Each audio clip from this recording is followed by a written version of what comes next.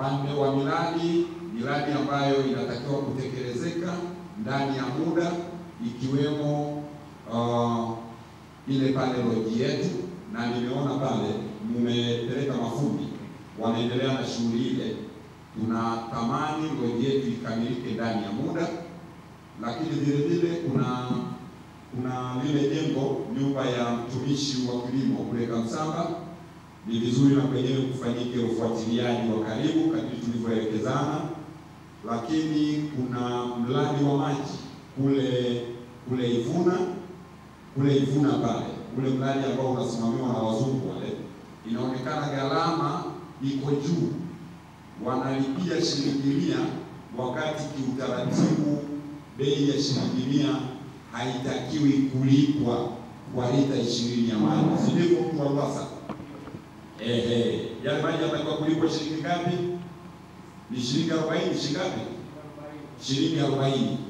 Tulitoa maelekezo kwamba ninyi Ruwasa pamoja na wale wazungu na ofisi ya mkurugenzi hapa mpate muda wa kushare pamoja, ili kama wako tayari warudi kwenye hiyo bei. Kama hawako tayari, ule mradi wauachie, ninyi mpeleke mkakamilishe miundombinu inayotakiwa, ili baada ya hapo watu wapate maji kwa bei za unafuu ambazo zipo kistandard na sio zile zilizoko juu. Lakini tumezungumzia masuala ya baadhi ya maeneo kwenye barabara ambazo zinatakiwa ziendelee kufanywa marekebisho, ikiwemo eneo lile ambalo kuna gala kule Kalungu ambapo tunaufuta, magari yanaweza kaanza kufikia alafu ufuta usifike huko na mvua bado inanyesha, na mwisho wa siku ufuta ukinyeshewa unaweza ukaingiza hasara kwa wakulima, lakini pia na kama utakuwa umeshughulika moja kwa moja na kwenye kampuni hiyo itakayokuwa ime. Kwa hiyo jambo hilo linatakiwa lifanyiwe ufuatiliaji wa karibu, Lakini zahanati ambazo tulishakwisha kuzianzisha zile, kwa hatua iliyofikia, ofisi ya DMO kushirikiana na mkurugenzi muone namna ambavyo inaweza kuwezekana, kwa jinsi ambavyo inaweza ikastahili kupata matabibu, kwa maana ya kwenda kuanza kutoa huduma, zifunguliwe ili huduma ziweze kufikiwa.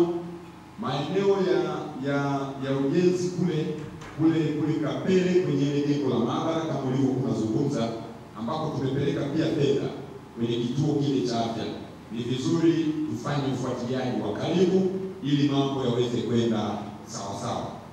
Gari la ile ambulance ile ya pale Msangano, kituo cha afya, inaonyesha haijawekwa chata ile ya kujulisha kwamba hili ni gari la kituo cha afya cha kule Msangano. Sasa ni vizuri jambo hilo tunataka kuona iandikwe, lakini vile vile gari lile sasa inaonekana halipatikani kwenye yale maeneo. Sasa kama halipatikani kwenye yale maeneo, ni vizuri tuelekeze liwe linapatikana kwenye yale maeneo. Na uboreshaji mwingine katika swala la huduma zinazotakiwa kuendelea kutolewa, zinatakiwa ziendelee kutolewa vilivyo kadiri vifaa tiba vilivyopelekwa.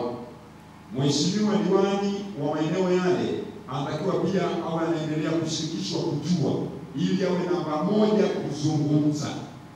Awe namba moja kuzungumza, kwa sababu hapo mambo mengine pengine asikushirikishwa vizuri, anaweza akaendelea kuhoji kitu ambacho tayari utekelezaji ulishafikiwa katika mazingira haya.